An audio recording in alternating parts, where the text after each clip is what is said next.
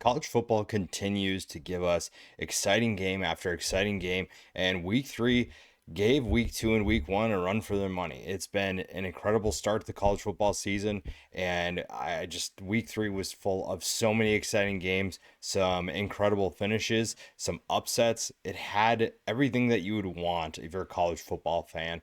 We're going to dive into that. We'll start with Friday night. Houston comes away with a 36-20 win over the Colorado Buffaloes, and we saw some good things that show signs of improvement. And Connor Wegman is kind of one of those pieces that we'll discuss. 15 of 24 for 222 yards. He also ran the ball 17 times for 83 yards and 2 touchdowns. His legs have been a nice piece of this Houston offense that's given them some balance. Now, having Dean Connors run the football as well as he has gives them another option as well. And this was a group that was going to be solid, and Dean Connors has basically taken over as that top deck guy, and that's given them balance. You look at this game specifically, 222 yards through the air, 209 yards on the ground. It's been a fun offense to watch, and against a Big 12 opponent, that gives you some room or reason to be optimistic about this team going forward. Now, the defense at times had its struggles, but I think that you feel overall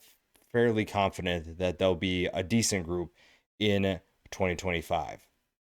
I think that this is a group that found ways to be disruptive when they needed to be, and I think they also benefited from Colorado deciding that they wanted to go to their third string quarterback way too early. It's 3 games into the season. I don't necessarily understand or agree with the fact that you are playing your third string quarterback after playing Georgia Tech, a team that just upset Clemson, and Delaware. I understand if you have a tough game. I understand if you don't necessarily love what you see. But to make this kind of decision doesn't really make any sense. Now, Ryan Saab is going to be interesting because he brings a lot of energy. And there were times against Houston that he made some plays. But overall, it's clear that this is not your best option. It is very clear that this is not your best player at that position.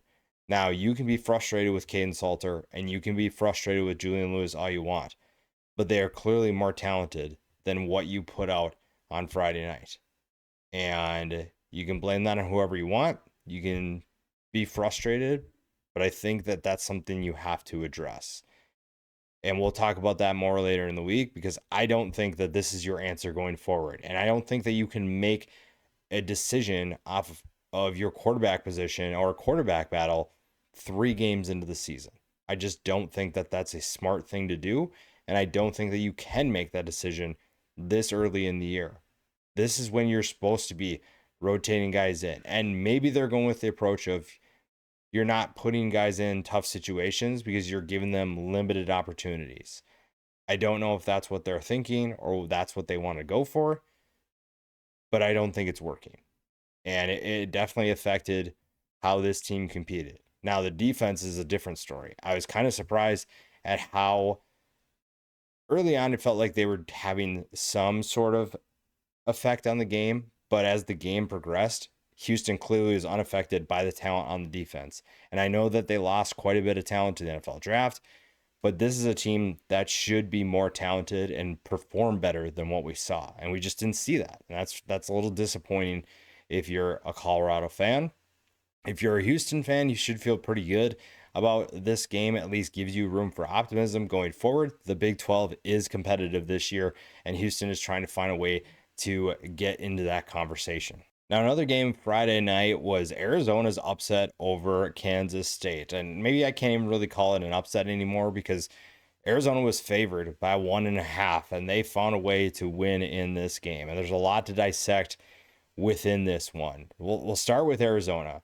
Noah Fafita looks a lot more confident. And I know when you look at his numbers here, 16 of 33 for 178 yards doesn't exactly scream more confident. But when you watch him play, he is making more confident decisions than he did last year.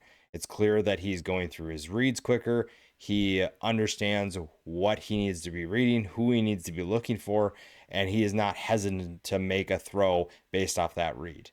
And I talked about this coming into the year that maybe losing Tedero McMillan was going to benefit him. Maybe that's what he needed to be a better quarterback. And statistically, so far, at least in this game, not necessarily the case. But when you watch him play, it's clear that he's not overthinking anything. He's not looking for one person in particular. He is just trying to go through his progressions and make that read. He's also running the football. Now, granted, he is looking to make the right throw. He's looking to make the right play downfield before he takes off. And it's still going to be a learning curve. I think it's still going to take him some time, as evidenced by his 16 of 33. His completion percentage being under 50% tells you that, hey, there's still some work that needs to be done. We're not a finished product quite yet. But if you're Arizona, you feel pretty good about what he could do for you going forward. And this is a Wildcats team that took it to Kansas State early and made their life miserable. The first half, Kansas State looked like they were a team that's headed to win maybe 2 games. They did not look good, and Arizona was playing with a ton of confidence. One of the bigger additions they had this offseason, bringing in Ismail Mahdi. That was one of the best things that they did, and the dividends paid off in this game. 22 carries for 189 yards, 8.6 yards per catch or carry, and he is going to be a really fun guy to watch in this offense. And Fafita has a nice complement to what he's looking to do offensively as well.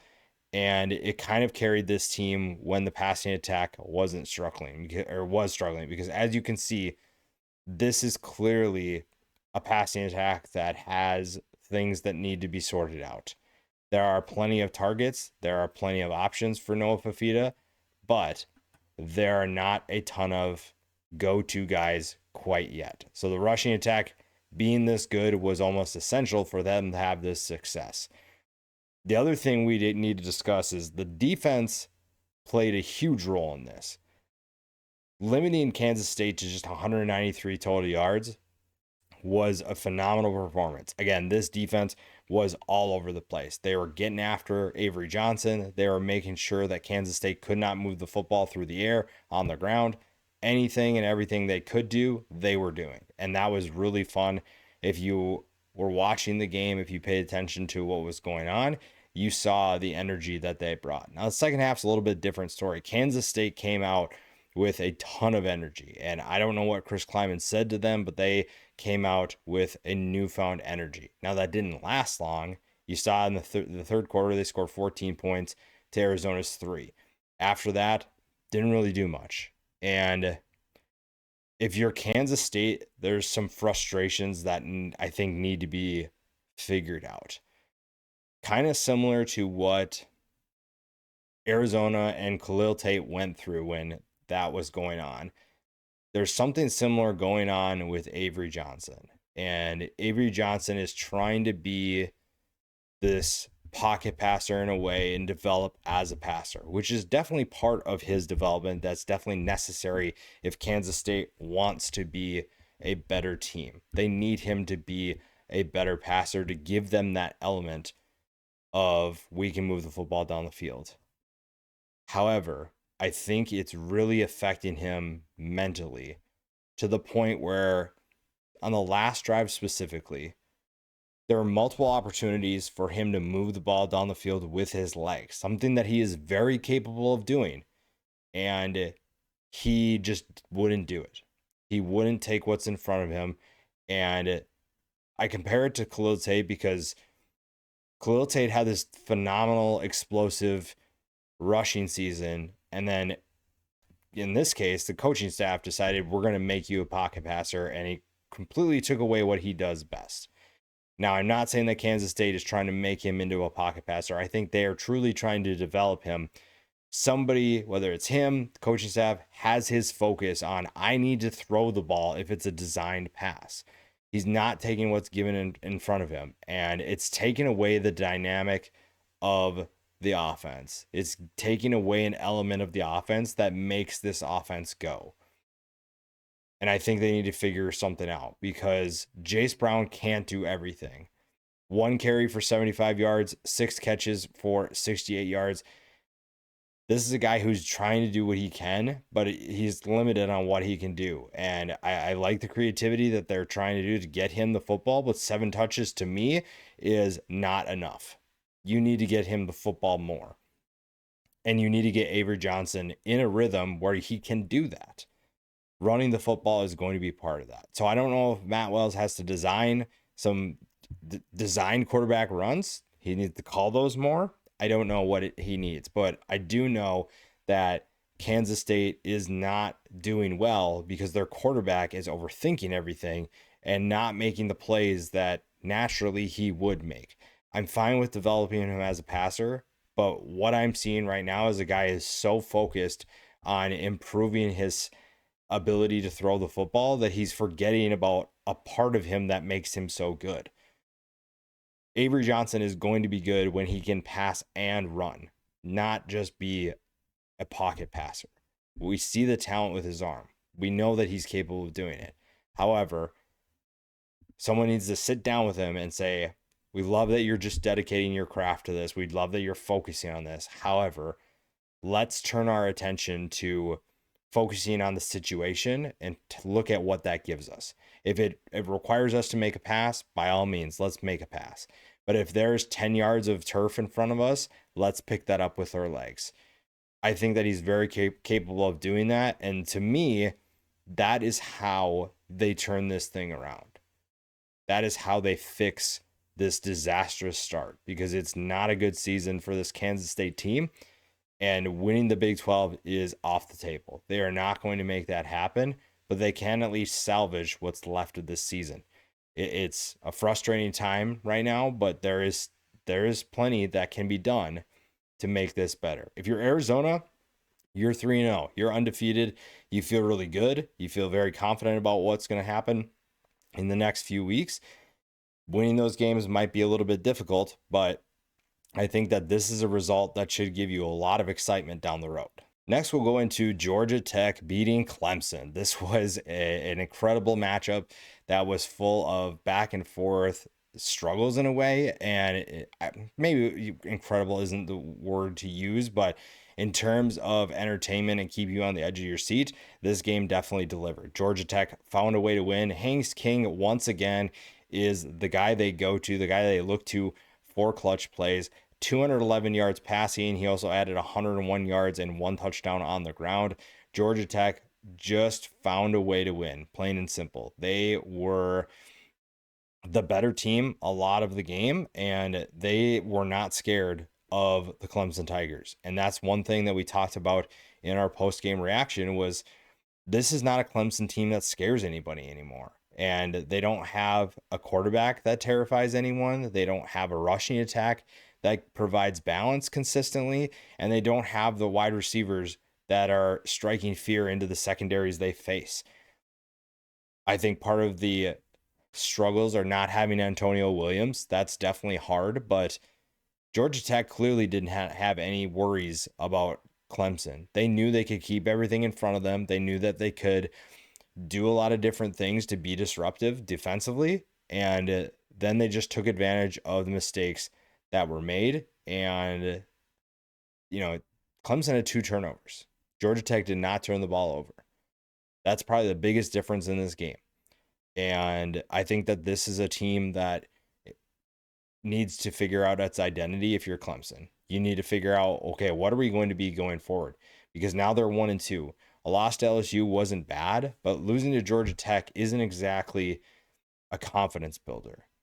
And in years past, this is a team that would strike fear in their opponents to a point where teams would make mistakes because they're so tense and they're so worried about, okay, we're playing Clemson, we have to do everything perfectly, that they make mistakes.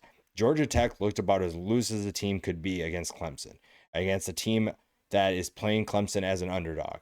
They had no fear. They had no worries. They just went out and did their thing. And Brent Key deserves a ton of credit for that. But if you're Clemson, you have to wonder, what are we doing wrong? And what do we need to do to fix things? And part of it is that you don't have your elite quarterback that you've had in the past. You don't have a Deshaun Watson. You don't have a Taj Boyd.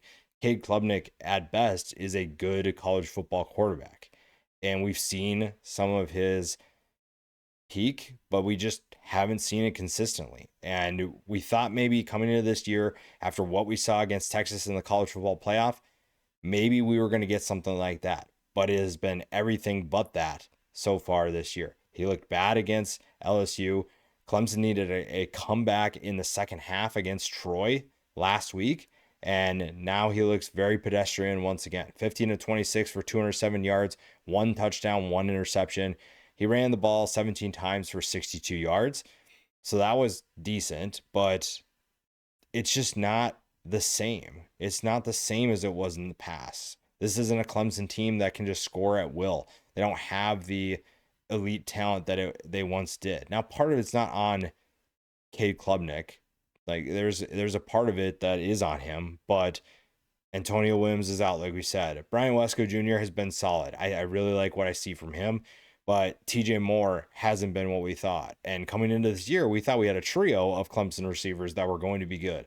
And so far, that is not the case. So far, that is very much, what are we doing? And that's really frustrating. That's really disappointing. So if you're Georgia Tech, you should feel elated that you come away with a win.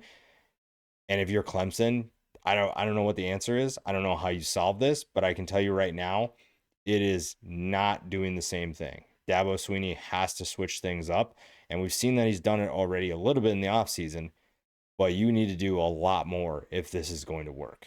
Oregon took care of business on the road against Northwestern. The 34-14 final, it was honestly, the score is closer than the game actually was. There wasn't really a time where you felt that Northwestern was going to challenge this game, even when it was 17-0 at halftime. Oregon felt like they were making more mistakes that they did, more so than the Wildcats did. And that's pretty evident by what we saw on film, what we've seen, and the numbers aren't going to tell you the whole story. I think that they kept Preston Stone in check, 11 to 21 for 135 yards and 2 picks. This is a defense that took care of business, created a lot of havoc, created a couple turnovers, and Oregon took care of business. And we might have to start talking about Oregon as the potential best team in college football because of what we're seeing. And it's not a conversation that we're obviously going to hold a ton of weight to because, let's be honest, it's still early in the season, and we have a big matchup coming up soon that's going to really tell us where Oregon actually stands. But the Oregon Ducks took care of business. They look like they're playing with a good amount of focus, but as Dan Lanning will point out, there are definitely things that they can fix. And if you're an Oregon fan, that's probably what you want to hear from your head coach.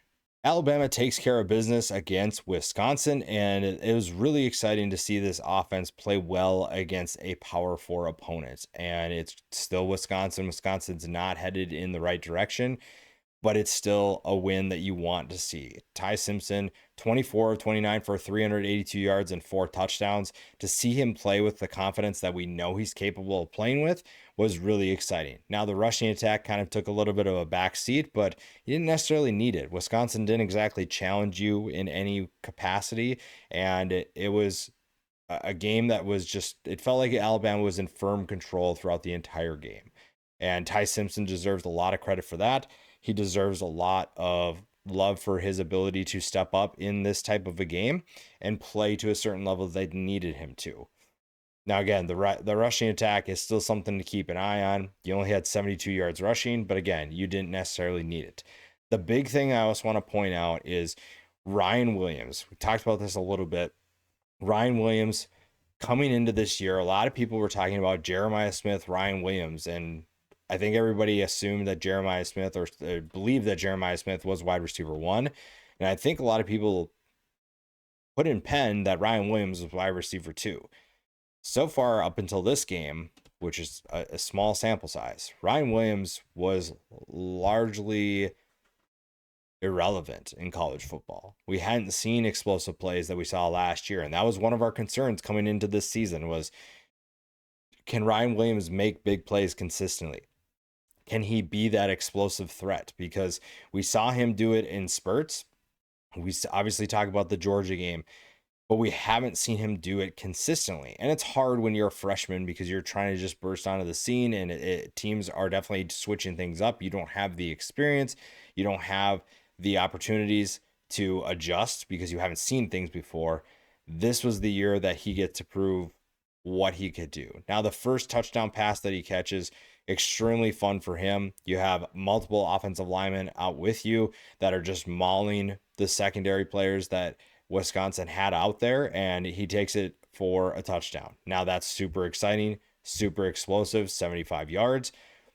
You do have to give him credit for being able to take that to the house. You can see the speed, you can see the explosiveness. So you wonder, though, is that him or is that just the play call and the guys around him? Kind of erase those concerns on his second touchdown. Catches the pass, makes a couple of guys miss on the sideline, and then takes it for another touchdown. So it's clear that he still has that ability. It's clear that he can still do that. The big challenge for him is, can he do that consistently? Because right now, Jeremy Bernard has kind of carried this team in the passing attack for the first couple of games. Now Ryan Williams shows you that, hey, he can still do this stuff. So let's get him involved more as well. You also have Isaiah Horton that's been kind of hit or miss right now, but he is another person that could be part of this.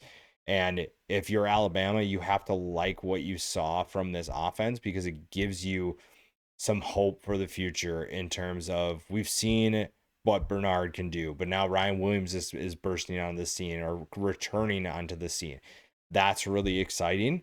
And that's something that will also be part of this. We saw a dynamic and dominant performance from Alabama, and it made life for Wisconsin very difficult.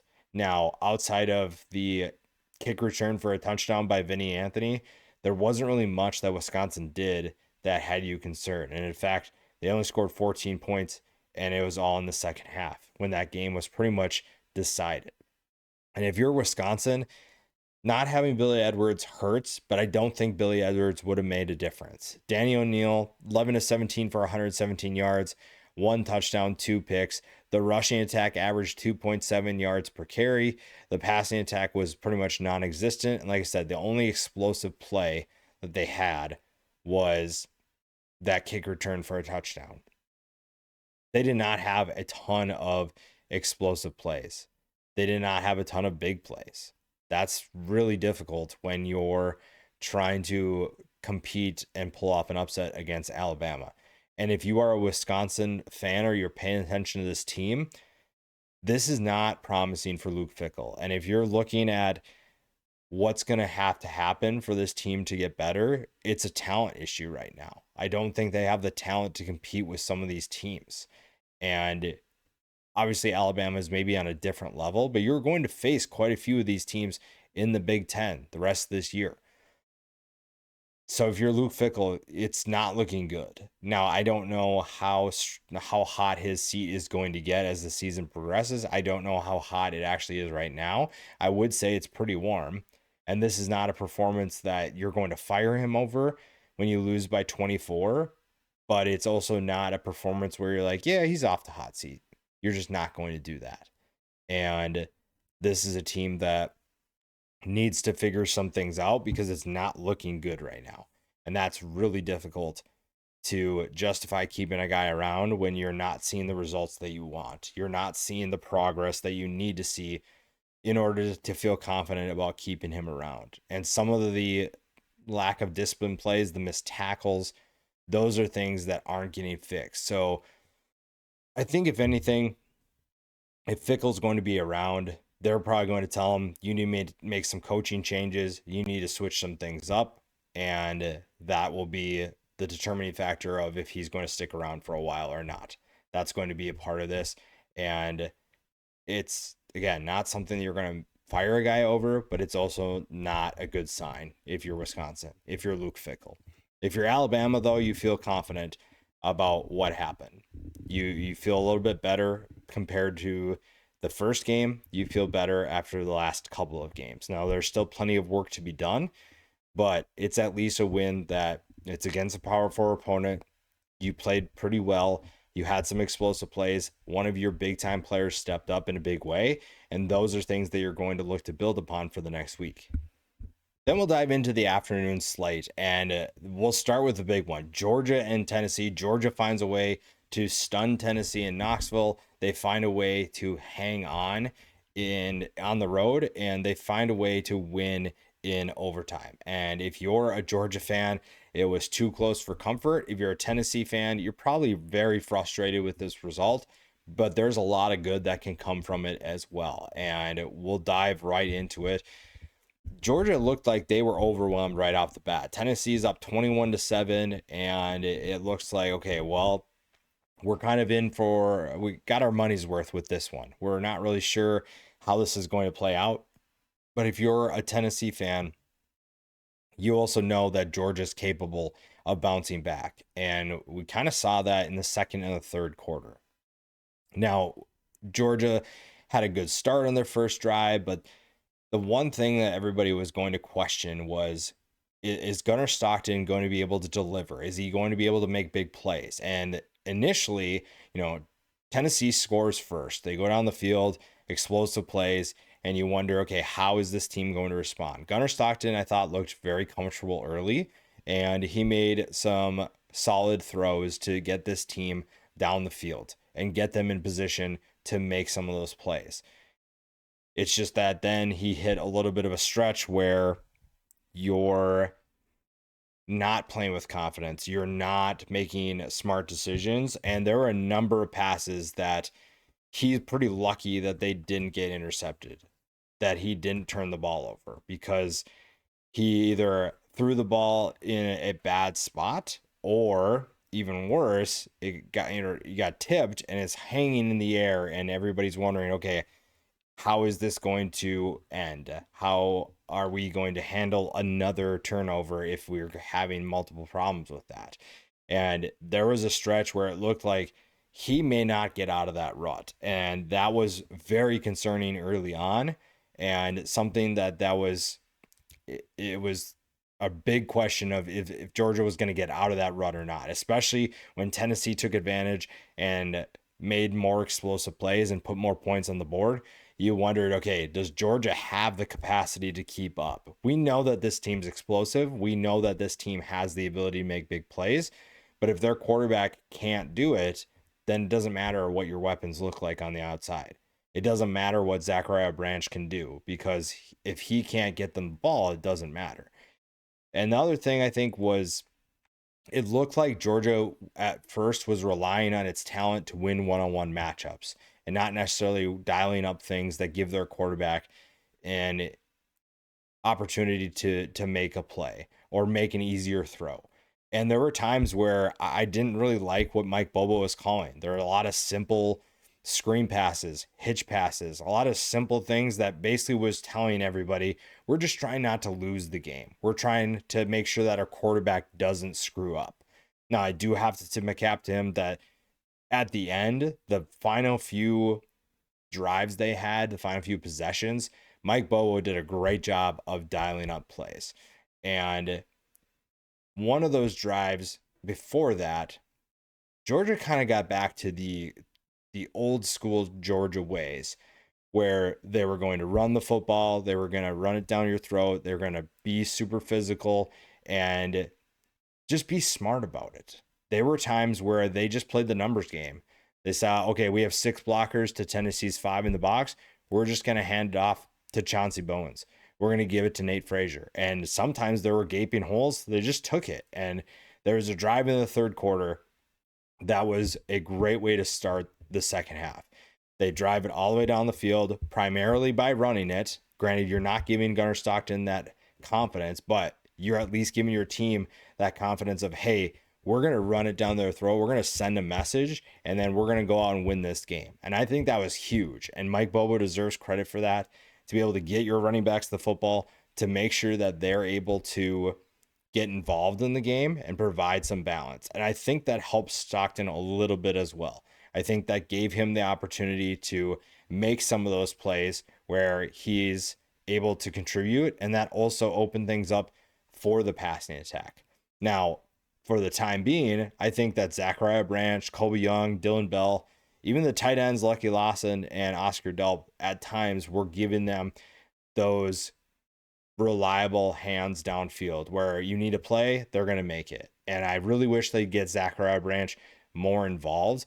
I really wish that they would dial up more plays for him, because I think he is a mismatch anywhere on the field. And I don't, again, Mike Bobo's play calling at times, I don't like some of the ruts that he kind of seems to get in. And maybe it's just that nothing's working, but it just seemed like we're stuck in this rut of we can't get out of making these types of calls. And it just, the offense just kind of stalls. And that's really frustrating. But they figured it out. They bounced back and they didn't give up. They kept fighting. They kept clawing back. And ultimately, they do win the game. And again, the last few drives, great play calling. The overtime play calling was very simple, but it was also very intentional. It was, let's bring in Josh McCray and hope that our guys can, not even hope, we expect our guys to beat Tennessee's guys. And when it comes down to it, we don't think that they have anybody on their defense that can stop Josh McCray. And kind of an anticlimactic way to win with the replay and whatnot, but at the same time, you still win. You found a way to do it. Doesn't really matter at that point. A very exciting game if you are a Georgia fan. And if you're a Tennessee fan, you honestly probably feel like everything was there for the taking and then it just disappeared. It just went away from you. Before we get into that, though, I think the one thing, if I give Tennessee fans something, if they're listening, is that Joey Aguilar is a much better fit than what you had last year. And I think people probably already feel that Nico Iamaleava's absence, departure, is not something that they're worried about. They're okay with him leaving. But I think that Joey Aguilar gives you a lot of exciting things. You started really fast. You saw him playing with confidence. And I talked about this coming into the year. I thought Joey Aguilar was going to be a good fit in this offense. Now, does he have his deficiencies? Yes. Does he have things that he needs to improve upon? Absolutely. However, the things that he does well are going to help this team tremendously, and we saw that today. The deep shots that he can take. He doesn't have the strongest arm by any means, but can he get it down there? Absolutely. He can give his guys a chance to make a play. And sometimes in this offense, that's what they need. And this was a group of wide receivers that we talked about needed to step up. They needed to make big plays, and they did that today. Braylon Staley looked good. Chris Brazell was making play after play after play. The big touchdown that he had where he basically just jumped up and took it away from the defender, that's stuff that we expect to see. He was also running some pretty good routes. Mike Matthews looked really good. I think that that's something that if you can take something away from this game is that, hey, we can probably compete with anybody in the country because we have our right guy at quarterback and the wide receivers respond really well to it. You also saw the tight ends getting a little bit involved as well. So that's something to keep an eye on going forward. Now, what I will say, the other thing I like about Joey Aguilar, we'll start with a problem at first. I think there was a stretch where he didn't necessarily make the smartest decisions. He was just kind of chucking it up and hoping versus being intentional about when he's making throws. And when he is being intentional, he's a very good quarterback for this system. When he is just trying to guess and do some of the things he was doing where he's throwing an interception or throwing it up and hoping that his guy will come down with it, you can tell the difference. You can tell which one is which, and it hurt them.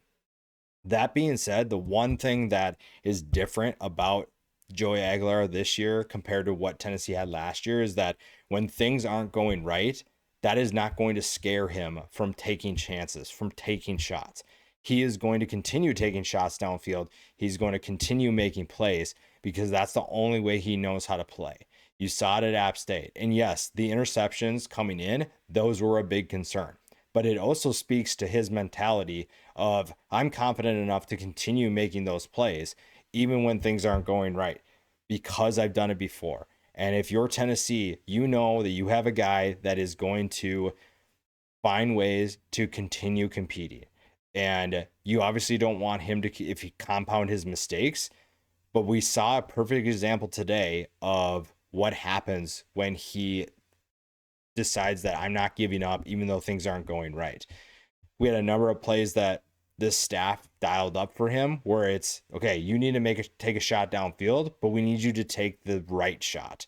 And it led to points. It led to him making smart throws, and wide receivers were running wide open. He just had to hit them, and he did.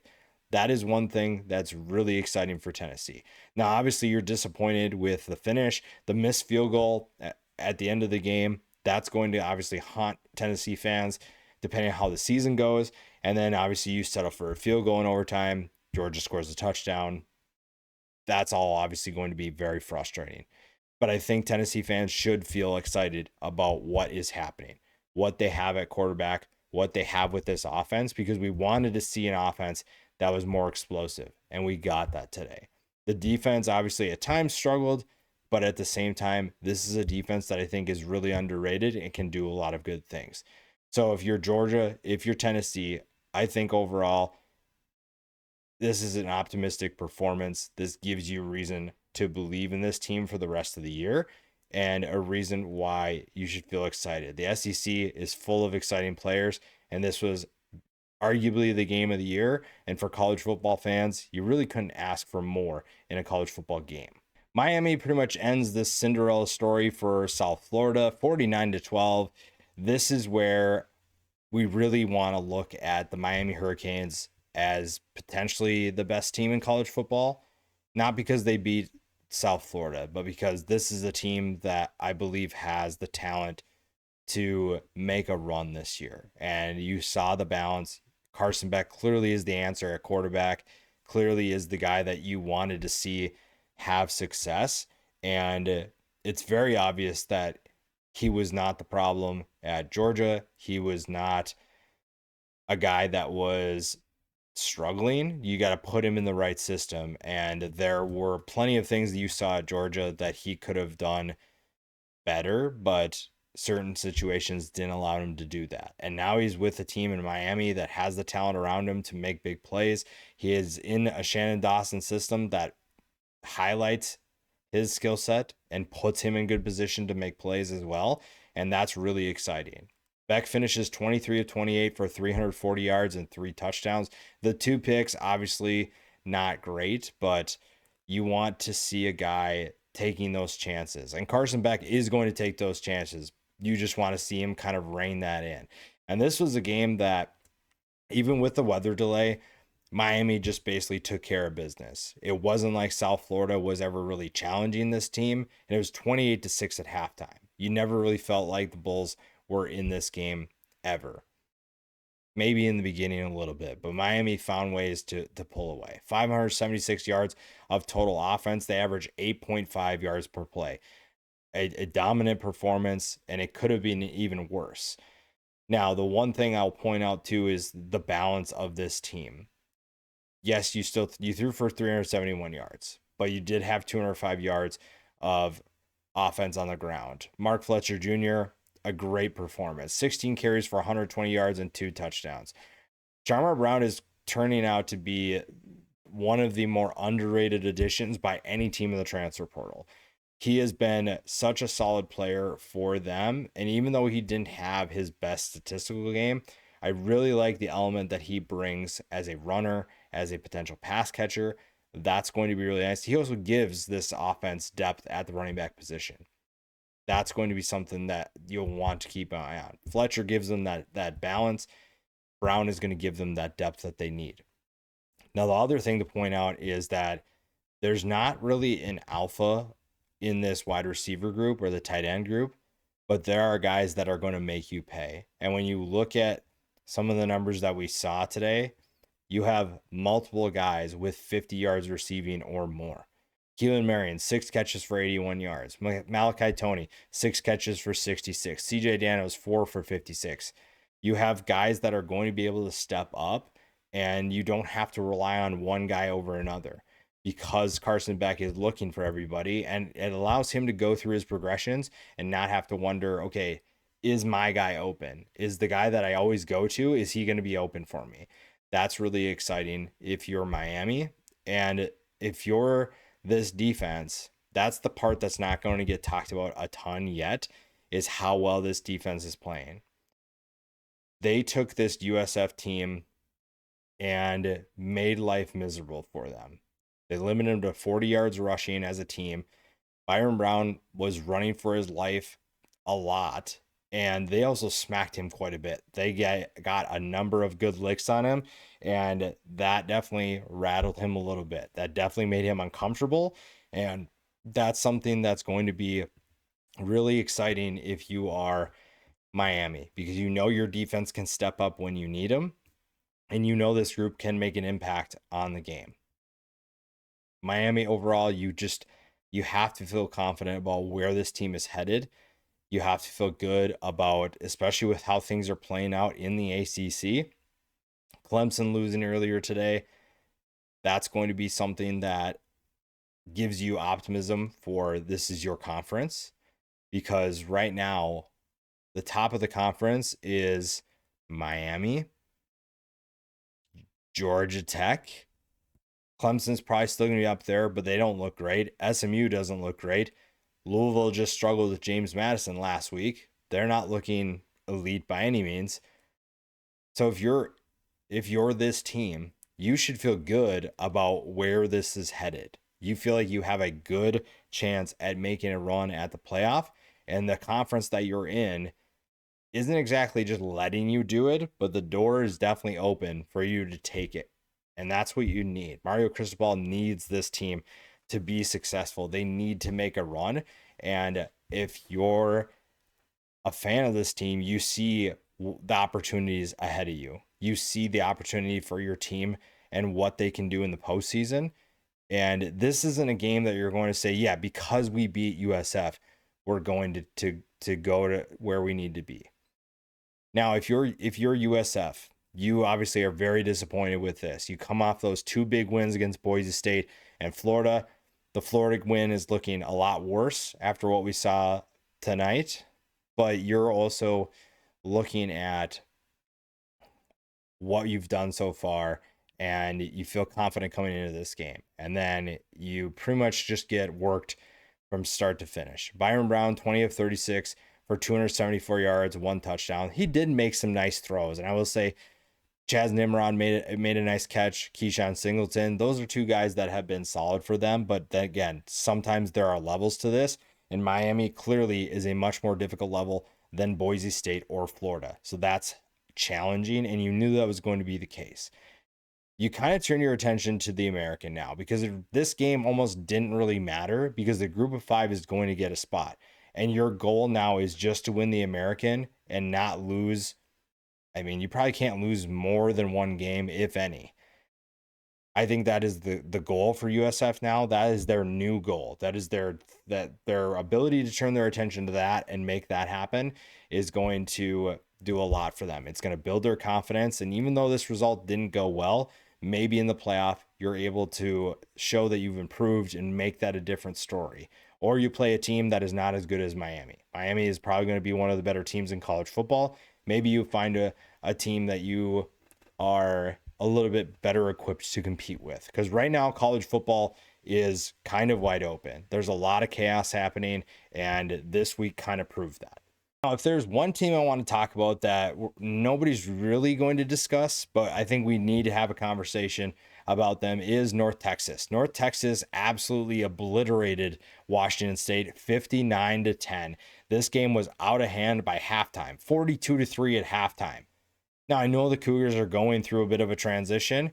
However, North Texas is a team that we didn't know what to expect from them coming into the year. We knew that there was going to be a bit of a transition, and Eric Morris knew that his roster was going to look a little different this year. But this is also a team that coming into the season, I thought that they could be a competitive team. I thought that they could have an explosive offense. And while we didn't see their best performance overall, they made sure they took advantage of opportunities. And they produced 5 turnovers on defense. And this is a defense that lost quite a bit in terms of experience, but it's also a defense that returned a lot that you should be excited about. So they create those 5 turnovers. They turn those turnovers into 28 points. They were 9 for 9 in the red zone. They did a lot of good things that allowed them to pull away here. They were very efficient with what they did. Drew Messmaker, again, going to be a very interesting player to watch. 24 of 29 for 211 yards and 4 touchdowns. This is a team that is probably still flying under the radar. And in the American, there are plenty of teams that are in the running right now. And granted, we haven't started conference play. But when you look at this conference, you look at USF. USF currently is going to be that top team. Tulane is up there as well. You can make an argument that Tulane's actually better than USF. We're not going to get into that now, but they're in it. Memphis is still undefeated. Navy, ECU, North Texas is going to put their name into that hat as well. They're going to be part of this. And this is a performance that you don't necessarily feel like, okay, this is the reason why they're going to be in this conversation. But you also have to acknowledge that this is a team that could potentially make some noise. Now we'll see what happens in conference play, but right now, Eric Morris's team is sending a message that they're not here to mess around. They are here to compete, and they'll beat up on a team if they have to. And we saw that today. We saw that this is a team that is in a great position to make an impact and make some noise for a conference that is kind of wide open right now. There are teams that everybody expects to be at the top. Nobody's really talking about North Texas as a potential team that could make a run. And right now, that's a conversation that we can have. It's not one that maybe people are going to say, yes, this is a team that is going to win the conference. But doing this to Washington State lets people know that, hey, this is a different type of team. And again, the numbers aren't really going to stand out to you. When you look at the receivers here, obviously you see a lot of different guys on this list, but it also shows you that this team has depth in terms of talent. Now, when we go to the defensive side of the ball, this is where you feel like, hey, we need this group to step up in a big way. And you're going to face better offenses than Washington State, but this is the group that you really need to step up, that you really need to make plays. 5 turnovers is definitely going to do that. 5 turnovers is going to make your life a lot easier no matter who you're playing. But if you're going to be able to do things, you have to be opportunistic. You have to find ways to turn the ball over and then turn those turnovers, translate them into points. And today they were very disruptive. They had 7 tackles for loss, 3 sacks, the 5 turnovers. And again, they cashed in when they needed to. And that's a big thing to be able to win the American, because the American is going to be full of teams that are going to be tough to beat. And you have to find those slight advantages that give you the opportunity to win football games. Turning the ball over is going to be a great way to do that. Get the ball back to your offense. And it's an offense that honestly is flying under the radar. Mestemaker is kind of one of those stories that not a lot of people are talking about at quarterback. And if he's able to continue playing this way, you feel really good about what this team could do. It's still kind of a long shot for them to make a run. But right now, this is a team that's playing with a ton of confidence and a ton of belief that they could make a run. They could have the potential to pull off an upset here or there. And you don't really need to win every single one of those big games.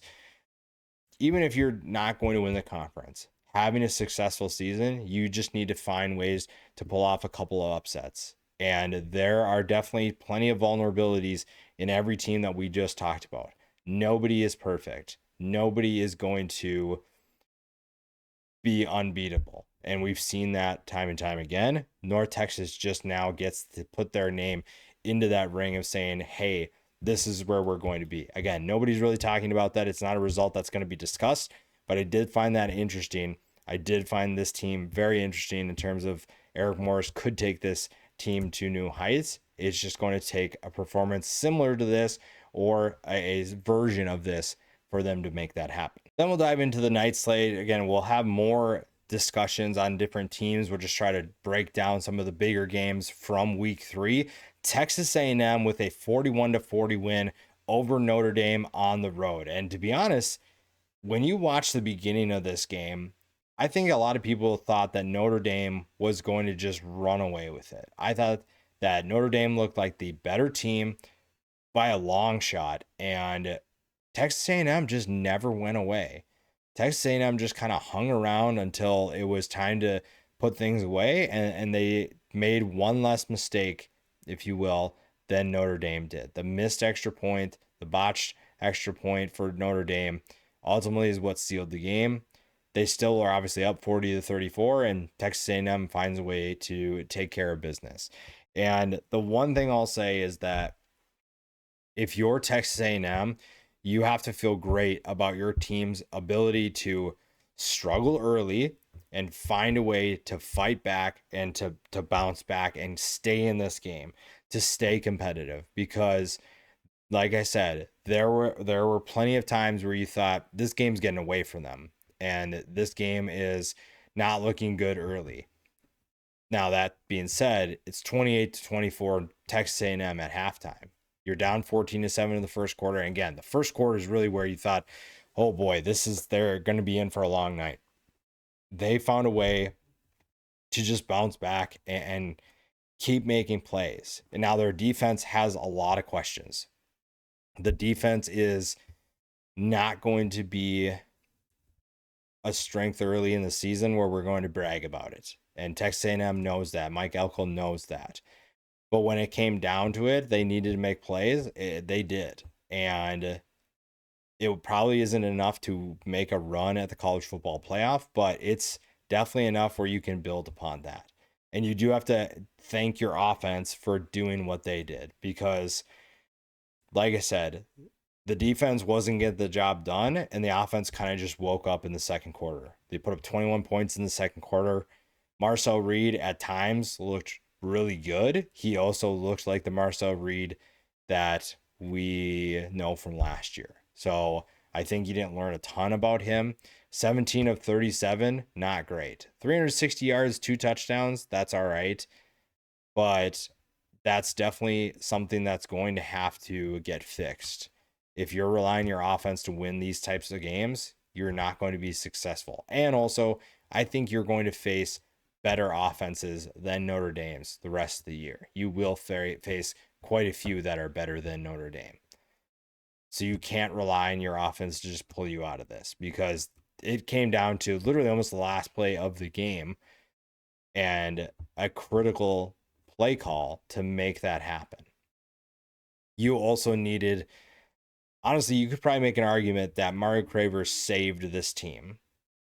His ability to make big plays and break tackles and turn short to intermediate gains into big time plays.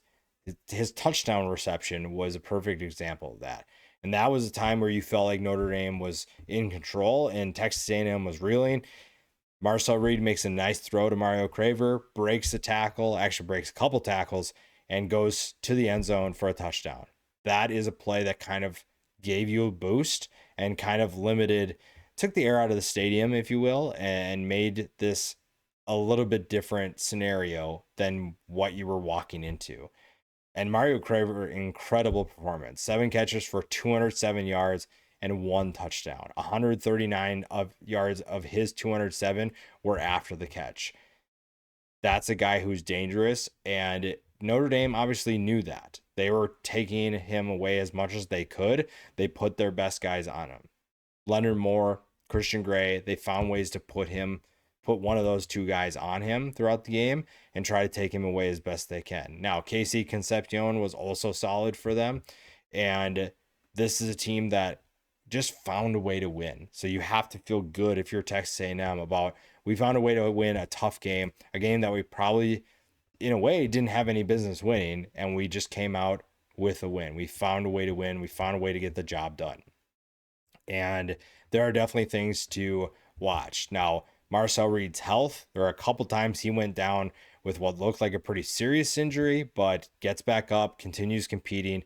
But again, right after that, one of the injuries, you saw him make a couple throws where the ball just dies. You clearly, I don't know if it's a rib injury, a shoulder injury, whatever it is, it's clearly his arm wasn't at 100%, and it's clear that he was struggling to get the ball downfield. Again, 17 of 37 is not great. That's something that will have to be addressed. That'll have to be fixed. The defense also has to figure some things out because at times it was like Notre Dame could do whatever they wanted. Now, if you're Notre Dame, I think overall you have to feel good about CJ Carr. There were some big question marks about him coming into the year, and there were some questions about, is he actually going to be the right guy for the job? And even right before the year started, there were questions about, is he actually going to be the starter? Does he deserve to be the starter? It sounded like he was getting outplayed, but maybe that's not the case. And I think you saw some exciting things from him once again.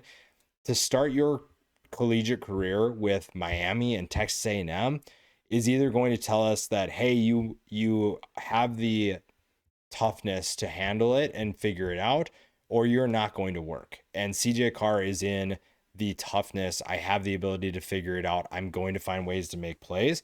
And he did. Was it enough? Ultimately, it wasn't his fault that, the extra point doesn't get made. It's not his fault for certain things. He can't play defense. But if you're a Notre Dame fan, I think you have to at least take away that our quarterback is going to be solid. He's going to give us a chance to win. He's not going to be a liability all the time. Obviously, he's made some plays there that you're going to maybe scratch your head and wonder, okay, well, is this guy really going to be it for us? That's going to be a big question. But CJ Carr appears to be the right guy for the job. The one thing that they did differently, which they didn't do against Miami, is they actually gave Jeremiah Love the ball. And finally, we can finally move on from that.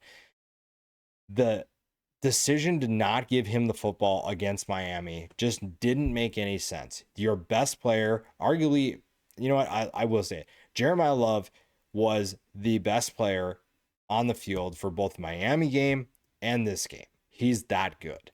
So the fact that you didn't give him the ball was so frustrating. This game clearly was different. 23 carries for 94 yards, 1 touchdown. He also had 4 catches for 53 yards and 1 touchdown.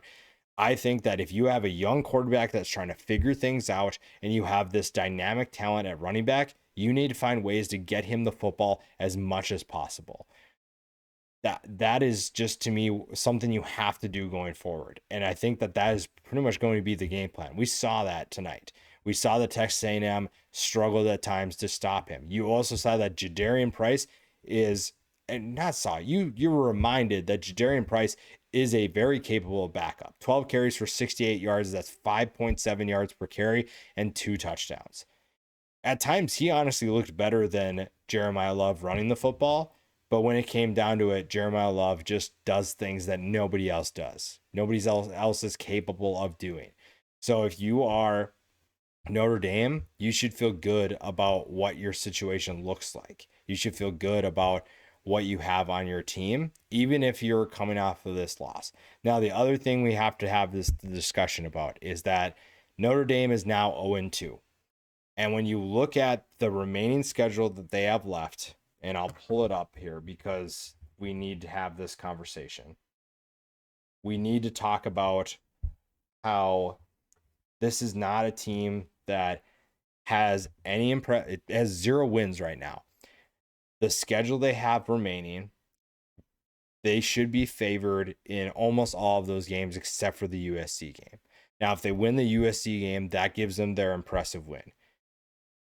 Arkansas just lost, so so next they go home versus Purdue, at Arkansas, home Boise State, NC State, USC, Boston College, Navy, Pitt, Syracuse, Stanford. Those are not going to be the most impressive wins. And say that they win out, they're going to be 10-2 with 2 losses to potentially their 2 toughest opponents and no conference championship. Is that a team that deserves to be in the playoff? Obviously, it depends on what teams are in consideration, what teams have a certain record that qualifies them.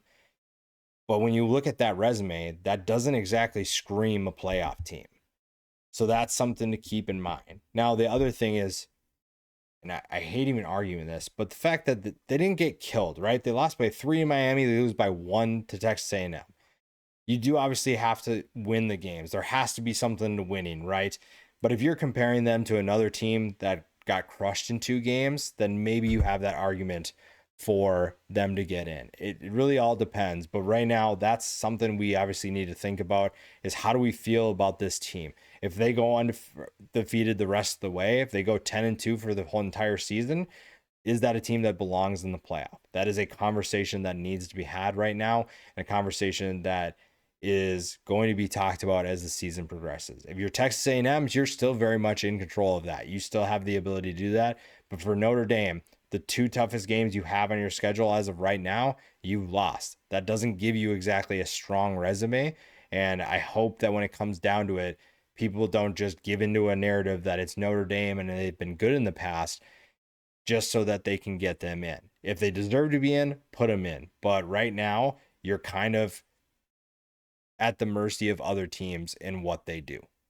LSU beats Florida 20-10. There's not much I'm going to say about this just because I didn't watch this one super in depth. And also, I felt like every time I looked up, DJ Lagway was throwing it to LSU. So this is a very disappointing result for the Florida Gators. It's not the greatest win if you're LSU. You were at home and you also didn't look that great either. So that's something that maybe you're going to have to go back and figure out. But LSU is still undefeated. That's the one thing I think I'll take away is that they found a way to win. It wasn't pretty. They needed 5 turnovers.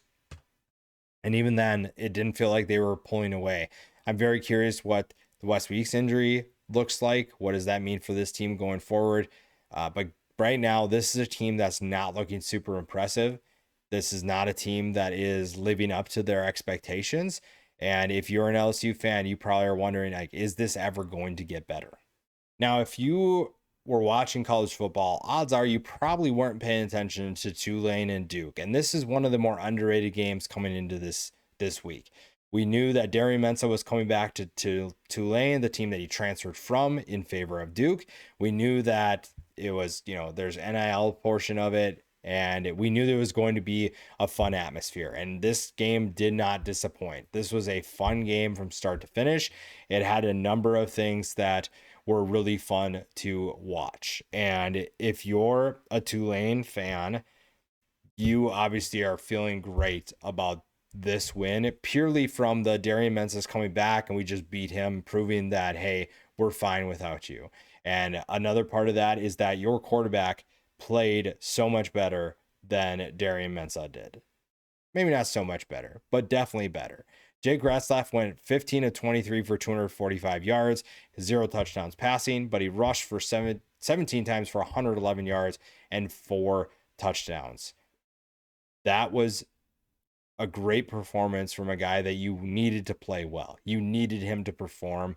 And the one thing I will say is that this team had the perfect game plan for Duke. This is a Duke defense we talked about coming into this game as very aggressive, very talented, is capable of being disruptive, and you needed to find a game plan that was going to combat that. And I thought Tulane did a number of different things that made them look really good. They had a little bit of a shovel pass where Retzlaff's running one way and he shovels it to a guy running the other way. That goes for a touchdown. They ran different swing passes that got their players out in space and kind of negated what Duke was trying to do defensively in terms of being disruptive. You ran a number of different counters, reverses. You used Brendan Sullivan and Jake Retzlaff in the backfield at the same time. This team deserves a lot of credit for their ability to play smart because Duke was going to beat them straight up. Duke was the better team, the more talented team. And if you're trying to play that head up, you're going to lose. And John Summerall and this staff knew that. They knew that they needed to find creative ways to slow this team down.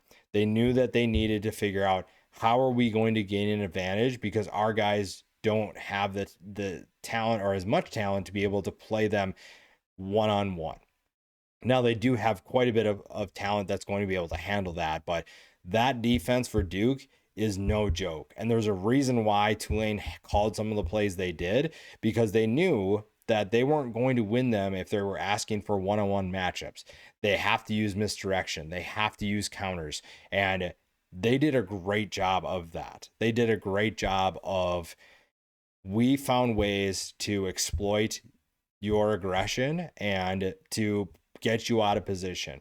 The number of times where the offense went one way and then shifted or made a play, made a little shovel pass, ran a counter, run a reverse, where Duke's defense is, again, it's an aggressive group and usually that's going to work. But if you have a team that is dialed into countering your moves, then it looks really bad. And Tulane did a great job of getting Duke out of position and finding ways to gain an advantage when Duke's team was trying to make disruptive plays and trying to ruin their plan. And you have to give a lot of credit to Jake Retzlaff. He looked cool, calm, and collected throughout the entire game. He did not make mistakes. He did not let anything really get to him. And even after they would make a mistake, Retzlaff did have the one fumble. They were able to kind of figure things out and just stay calm, not let the moment get too big for them, not let the spotlight get too bright. Jake Retzlaff deserves a ton of credit for that. And this is a team that played with a ton of confidence. They played with a ton of energy. And that's one thing we've seen through the first two games. This team may not be the most talented. This team may not be the best team in the country, but they are going to play with a ton of energy. They're going to play very fast, and they're going to make mistakes if they make them at 100%. They're going to make them at full speed. That is one thing you do have to give them credit for. Now, they did find ways to wreak havoc against Duke's offense. They found ways to create turnovers. Javion White, honestly, might be one of the best defenders that nobody's really talking about. That dude made so many plays that he had the pick. He had a number of other plays where he could have intercepted the ball. When they needed a play to be made in the passing game, he was making that play. Javion White is so much fun to watch. And again, this defense plays with a ton of confidence. And you have to give John Summerall a ton of credit for that, because they are, for the most part, there's a bunch of new faces that are playing in this defense. And they look like they've been playing together for a while. That's really exciting. And you also have to feel good about Tulane. Even if you're watching this game, you lost a ton of talent, whether that's to the NFL draft, whether that's graduation, or the transfer portal. You lost your starting quarterback to another team. You lost a number of quarterbacks this year. You brought in so many new faces. Brendan Sullivan's one of them. Jake Retzlaff's another. You brought in 3 other quarterbacks, and so you brought 5 total. 4 of them are still on the roster. TJ Finley is now at Georgia State.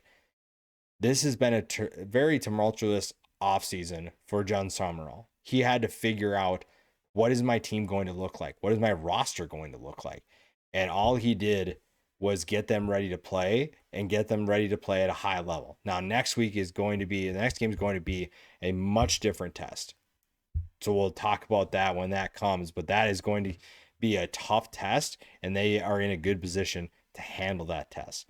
Now, on the Duke side of things, we talked about last week, mental mistakes killing them.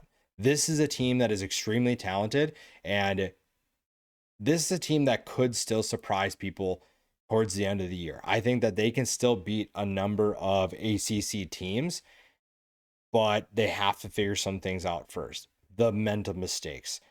The number of times that this team had opportunities to put points on the board and didn't is really what cost them. It's really what cost them. They had 3 different kicks that could have resulted in points. That's 9 points. They lost by 7. They had the miss for the first field goal. It was the first or second field goal they kicked. They missed. There was another one where the snap got botched. It got, I don't know if it went right through the holder's hands or whatever. Fumbles that. They don't get that one. They also had a blocked field goal. That's 9 points you left on the table that you could have had. Penalties were also a problem. You had a roughing the kicker penalty. That hurt. You also had a number of throws that Darian Mensah makes, and whether that's on him or the receiver, there were a combination of them, but you made some really nice throws. It's just that your receiver drops the ball, they're out of bounds, or Mensah just overthrows them a little bit. The little things Duke is not doing right now. They are not playing fundamentally sound football.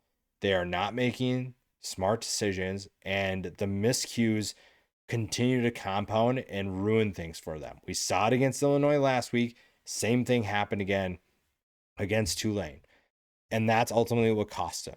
Now, Darian Mensah finished 30 of 51 for 313 yards, 3 touchdowns. There were times where this team looked like they were going to be unstoppable. They looked like they could really take it to Tulane, and they found themselves down 24-9 at halftime. And if you're a fan of this team, if you're Manny Diaz, you have to find ways to get your team more disciplined. Because right now you've just lost 2 games in a row where if you don't make those mental mistakes, if you don't make those turnovers, you don't leave points on the board, you maybe have 2 wins instead of 2 losses. And those are the things that are killing them right now. Now, the thing with that is this is a team that's so talented and has so many good players and can make some of those plays that if they put that together, they're going to pull off an upset or two later in the season. As long as they stick with it, as long as they don't quit and fix those mistakes, this is going to be a tough team to beat down the road. This is going to be a team that has a lot of exciting things ahead of them as long as they can figure it out. Because if you're able to, this game specifically, if they put those points on the board, they don't make mistakes, they don't let the little things get away from them, I think Duke does win this game. It's just that Tulane didn't make as many mistakes. They didn't make as many problems for themselves.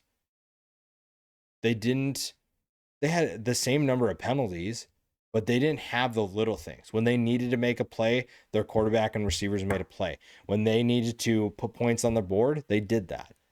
Duke continues to be hampered by those mental mistakes, and until they fix it, it's going to be a problem. If they do fix it, this is a dangerous team. If you go and look at some of the plays that they came up short on, them making those plays is going to make them a terrifying team in the ACC. And the ACC is about as confusing and crazy as it can be right now. And you throw in a Duke team that their record indicates that they're much worse than they actually are. That's going to be a problem. Now, if you want to take a positive from this, that is one of them. Also, Darian Mensah is going to be really fun for them. Even though he didn't have his greatest game, I think he would probably say that there were things he could have done better. He is going to be really good for them. That was a smart addition. That was a good addition for this team, and they are in great hands as long as he's running the show. It's just that you came up short. You came up short once again, and you have to figure out how do we fix things for next time. We have a few more games we'll dive into, but one of them that had, a big implication on a team is Old Dominion's win over Virginia Tech, 45-26.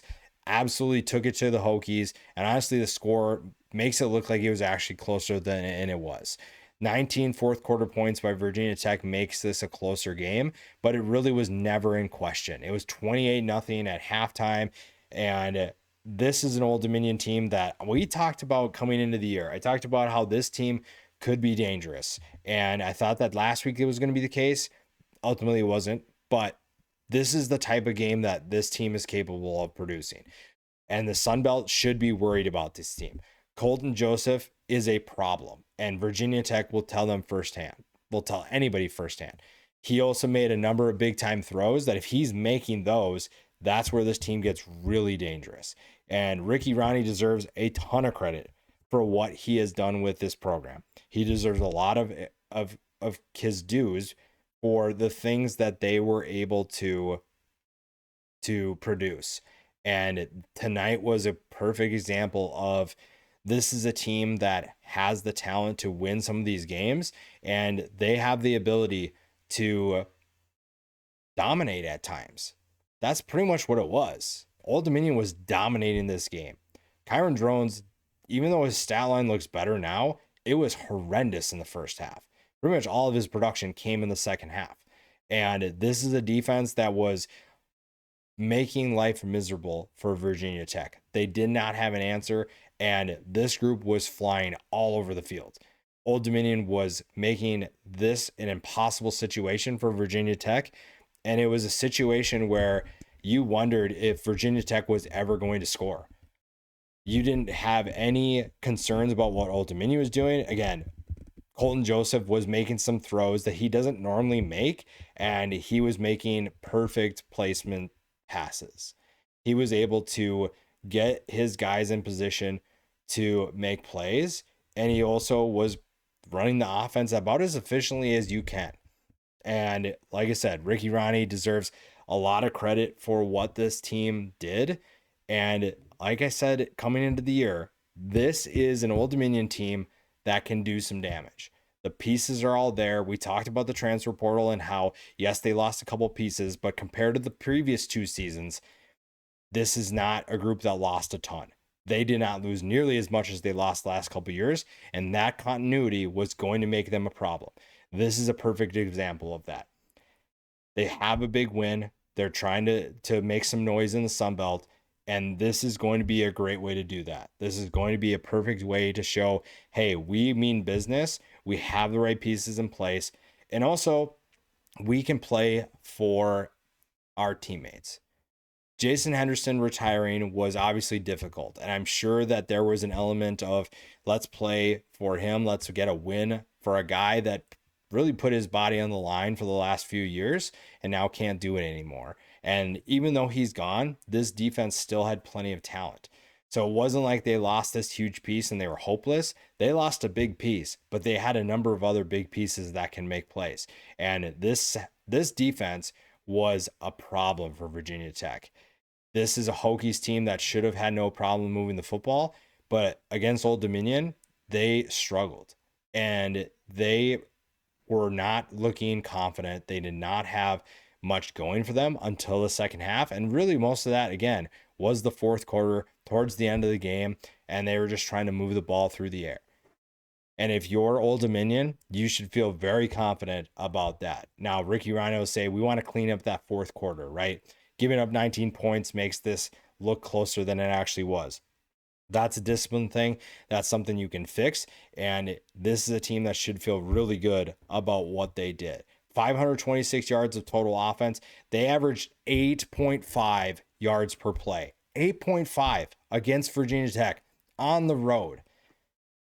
Now, if you're Virginia Tech, that's obviously just a sign of where this program's at. That's a sign of how bad things have gotten. And it shows you that, hey, this group of 5 team just came in here and wiped the floor with us. They just took it to us and we had no answer for them.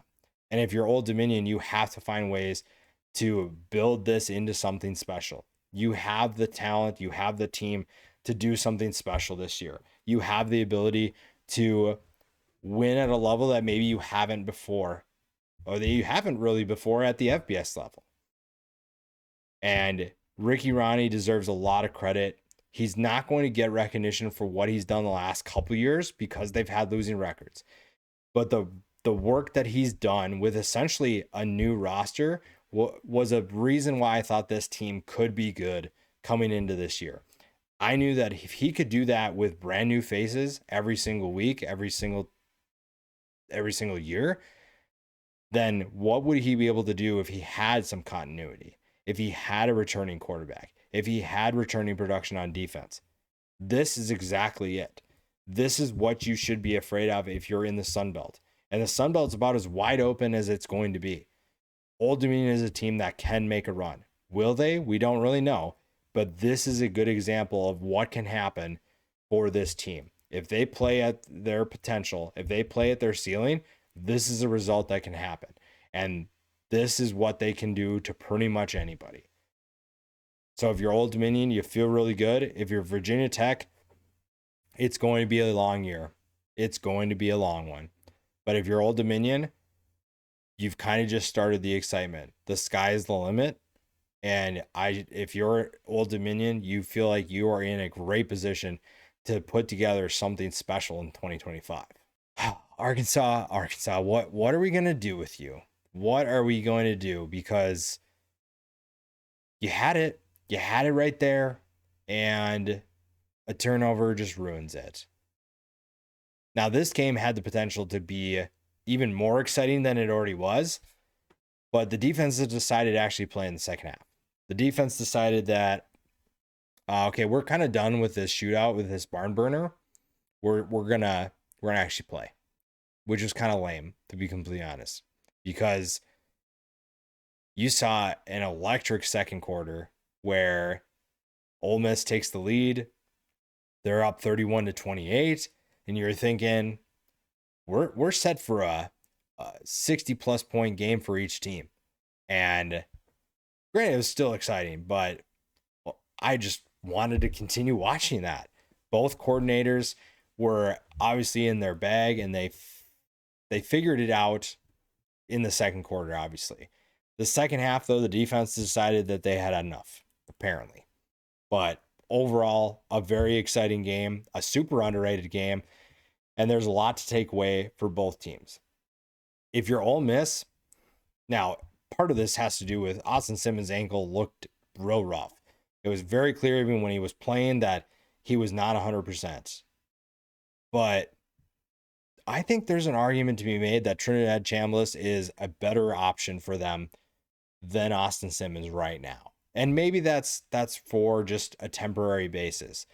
But when I watch these two quarterbacks play, and granted, it's hard to compare them against other teams, and then also you throw in the injury. Chambliss just looks more comfortable. He looks like he's been there before, and he's coming from a Division II program. I think that he looked a lot better than what we've seen in the last 2 weeks. And I think if you're Ole Miss, you're going to go to him until he hits his moment of struggle. I think you kind of have to. This offense moved so much better with him running the show. They clearly had a better element in terms of running, and he looked like he'd been there before. Austin Simmons is just kind of learning right now, and I think that he's going to be super talented, and it'll be interesting to watch what he can do in terms of his development. But I think right now, Chambliss gives your offense the best chance of success because he brings in an element to actually be able to run, and he plays with the confidence that maybe Austin Simmons doesn't possess quite yet. I don't know. That's just what I think. I think that I saw a guy that clearly was the better option. 21 of 29 for 353 yards, 1 touchdown, 0 interceptions. Also ran for 62 yards and 2 touchdowns. Now, he came to Ole Miss with a ton of production. He came to Ole Miss with plenty of ability. But then Austin Simmons wins the job, obviously, and now you get your opportunity, and he did not miss. He did not miss on his opportunity, and now you have that question of, is this what we're going to do going forward? Is this who we want to run our offense? Because I think the answer has to be yes. I think you have to change.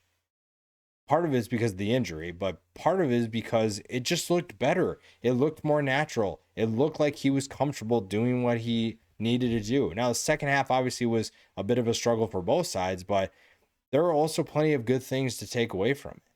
And I think that he gives them a better chance to move the football. That's just what I saw.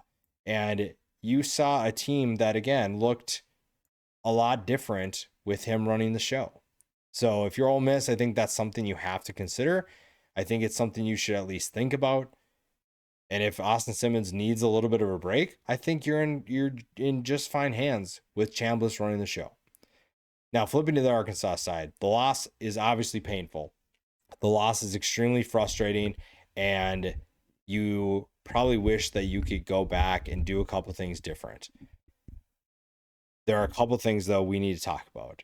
One is that Taylor Green's Heisman campaign is officially over, mostly because I don't see Arkansas not beating Ole Miss and then finding a way to finish 9-3, 10-2, which is probably where you need to be if Taylor Green's going to win the Heisman. So I think that's over. I think that that's gone, and it's officially gone. Now, people are probably making an argument that, okay, well, it was already gone. It didn't matter. But I think the numbers he's going to put up this year would put him in that conversation, but his team is going to ruin it for him. That being said, I think that Sam Pittman is not guaranteed to be shown the door because of what we saw tonight. Taylor Green clearly is comfortable in this offense, and he finishes 22 of 35 for 305 yards and 1 touchdown passing. He also was the leading rusher for this team, 111 yards and 1 touchdown on the ground. This is a guy who is extremely competent and confident in what he's doing. And this offense, even though coming into this year there weren't a lot of proven commodities that we saw, this is an offense that clearly has some chemistry going for them early. And it's clear in the first half that they were firing on all cylinders. Now, the second half, you obviously did not look the same, but that last drive before the fumble, this was a team that was playing a ton of confidence. Taylor Green was getting pressured on that last drive quite a bit, but all he did was either escape the pocket or he made a big time throw where he gets pressured, has to step up in the pocket. And I think in the past he would have taken off and run, but he gets his eyes up and downfield and he sees a guy going over the middle. Now, granted, the window that he had to throw into was so small that you wouldn't have blamed him for running because, one, he had plenty of field ahead of him, and also it's a tough throw. But this year's Taylor Green decided, no, I'm going to rip it right into that pocket and make this play. And he completes the pass, and I don't think people are going to talk about that. I can't wait to watch the All-22 on it because that was a play where you see the development of Taylor Green and you see what he's capable of doing. And you see this offense at a level that maybe people didn't realize. So I think Arkansas feels really good about what they have offensively. Now, the defense is a different story. You gave up 475 yards of total offense. You gave up 6.8 yards per play. Those are things that are going to have to be addressed. Now, the defense also, I hope everything's okay with Kani Walker. That was a very scary situation. I hope that he's okay because that was not fun to watch. But this defense also has some things they need to address because they're just a group that is currently a liability to this team. And we saw that. Now, they did step up in the second half, so you have to at least give them some credit for slowing things down. But this is a reason why I say Taylor Green's Heisman campaign is done, because they look like a team that is going to have to rely on this offense to keep them in games, and that's not going to be a formula for success long term. And it's not going to be a formula for a team that wins 10, 9 games, maybe not even 8. This might be a 7-5, 6-6 team if this continues. But also, this is an offense that has shown it can be a problem for so many teams. And when you watch what we saw against some of in the SEC this year, so far we've seen that this is an opportunity for someone like Arkansas to surprise some people. When you look at the remaining schedule, the next week against Memphis, they could put up a ton of points against that Memphis team. I'll tell you that much. Then they play Notre Dame. Notre Dame's defense isn't exactly elite right now, so that's an opportunity for them to compete as well. The problem is that your SEC schedule goes Tennessee, Texas A&M, Auburn, Mississippi State, LSU, Texas, Missouri. Right now, every team except for Mississippi State is ranked. Mississippi State is 3-0. They are playing a lot better. So when I say that Taylor Green's Heisman campaign is over, you can kind of see why now. You can see why it's officially over. Unless Arkansas finds this new gear and decides to just run through that entire schedule and finishes the year 11-1, which would just shock everyone, that is something that would be really surprising. Now, you'll notice that they don't have to play Alabama. They don't have to play Georgia. This is an offense that can do some damage. Like I said, Notre Dame's defense isn't elite. Tennessee just gave up 44 points to Georgia. Texas A&M just gave up 40 points to Notre Dame. Auburn has given up points to teams in the past as well. Mississippi State, even though they're 3-0, will give up points. That they have not faced an offense that is of Arkansas's caliber. LSU's defense is pretty good. That would be a good test. Same with Texas. I think that this is a team that could be really fun in Arkansas, but you just need to find ways to give yourself a chance to be more consistent and find better defense. Find a way to slow down other teams. Because Taylor Green is going to be really fun, but he can't do everything for you. He just can't. If you're Ole Miss, I would consider that change. I would consider looking at Chambliss as that option. And I would consider also trying to figure out who is going to be someone that can step up when you face a quarterback like this. Because Taylor Green did a lot of damage, and I can guarantee you that there are going to be plenty of offenses that can do the same. Final game we'll talk about is Vanderbilt and South Carolina. And we don't have to talk about this one a ton because it was kind of obvious where this one was going. And it was even obvious before Lenore Sellers got hurt. Now, very curious to see what his health is going to look like going forward. That's obviously a big loss for South Carolina, and it was very clear they missed him. Now, the one thing I'll say is that this is a team that kind of was relying a lot on explosive plays to open up the scoring.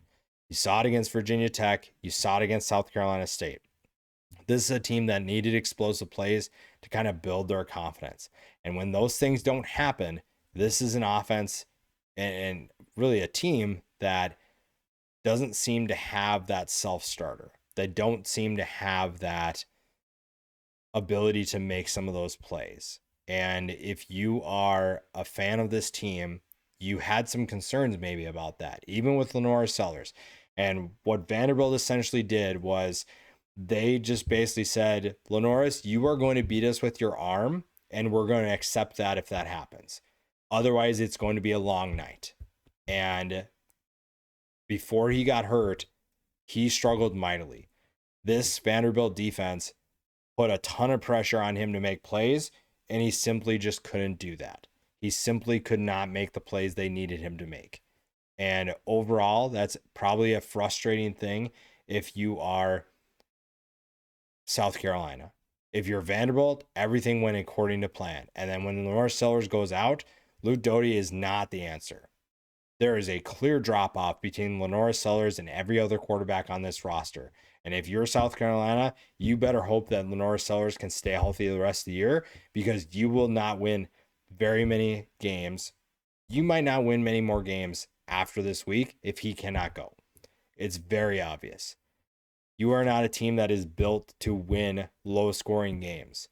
Your defense is not designed to keep your team in the game for the entire game. They have talent, but you lost quite a bit. And it's very clear that they're not equipped to make a run like that and make that possible.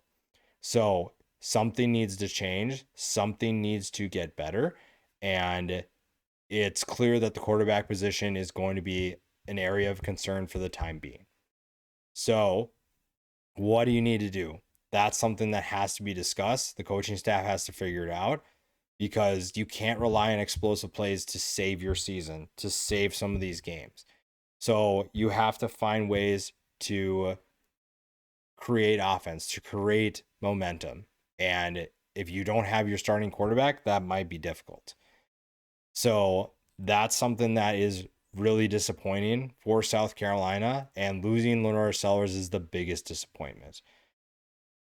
If you're Vanderbilt, though, we learned a lot about Vanderbilt tonight. We learned a lot about Clark Lee's vision and where he's taking this team. And I got to tell you, he's taking this team places. The difference between South Carolina and Vanderbilt tonight, there are a couple differences. South Carolina, more talented team. Not even a question about that. The problem is that when you're relying on your talent to make plays and your talent doesn't play well together, the team that's less talented and plays well together is going to dominate you. And that's what happened. They basically said, Lenore Sellers, we're going to challenge you. We're going to take away those explosive plays, and we're going to try to make you play disciplined football where you have to take certain drives and make them work. And it didn't happen. And Vanderbilt basically said, we're going to play things at our pace, and we're going to see if you can play at our pace. And they could not. Vanderbilt was efficient. And I think the one thing that we saw between Diego Pavia and Lenore Sellers is that Lenore Sellers is clearly not comfortable with some of the situations he's put in. Diego Pavia is literally going to die for this team. He will literally do whatever it takes to win, and nothing phases him. He took so many hits tonight where you're wondering, how are you getting back up? Why are you getting back up? And he simply just got back up, continued making plays, and his team bought into that. And Vanderbilt is very comfortable with playing the slow game and enjoying the slow burn that is playing this game. This game was 14-7 at halftime and 21-7 heading into the fourth quarter. And they knew that they wore down South Carolina enough that they'd pull away. They knew that was going to happen. In the fourth quarter, South Carolina didn't have any answer for anything. The offense looked lost for South Carolina, and Vanderbilt was doing everything to aid that for that to happen. They also created 4 turnovers. That obviously helps too. This is a team too that the difference between these two teams, that it was clear that South Carolina had enough by the end of the fourth quarter. Vanderbilt was still playing at 110%. They were stripping the ball. Their pads were still popping late in the fourth quarter. Now, some of that was the backups getting in for their opportunity, but also some of their starters were still in and making those plays. Vanderbilt is one of those teams that is not going away, and Clark Lee has built this team into a tough team that is not going to give in. They'll play whatever game they need to play to win this game, and they will take whatever hits they need to take to make that happen. And their quarterback is the perfect example of that. Their defense is super underrated. We talked about that coming into the year, how this is a group that is going to be really fun because of the guys they have up front. They have a super underrated secondary, and they are going to make life miserable. They have a great game plan for South Carolina, and ultimately that helped them win. It was a very exciting win if you're Vanderbilt, and there's a lot of reason to be optimistic about this team going forward and what they could do in the SEC. We heard Clark Lee say it in the documentary on Netflix. Wow, he wants to take this team to new heights. And while some people are laughing, it's becoming more of a reality every single game.